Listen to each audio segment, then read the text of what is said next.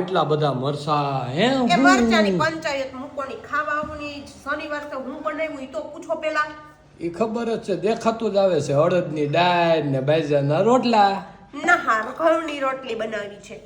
એ અડદની દાળ હોય ને એમાં ચટણીની લોંદી હોય, પણ ચટણી નાખવી છે નથી ચમચીથી ચમચી इसमें नहीं डाल सकते, नहीं चमची लेने जाना. પાછો સાથે સાથે ગાજરનો સંભારો હોય, લીલી ડુંગળી હોય, દેશી ગાયની છાશ હોય, ગરમા ગરમ ન હોય, ઠંડી હોય, સાથે ઘટતું હોય તો આ મીઠું હોય. હાલે ભાઉ, બધા હાલો બે રોટલી હાલે ભાઉ મીઠું.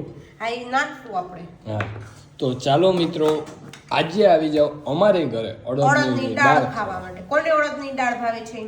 અને કોણ કોણ શનિવારે અડદની દાળ બનાવે છે જરા કોમેન્ટમાં કહી દેજો. તો ચાલો અમે હવે. અને તમે આજે બપોરામાં શું બનાવ્યું છે કોમેન્ટમાં કહી દેજો. એ હા, તુરિયા ગલકાનું શાક બનાવ્યું છે હો, કહી દે હે.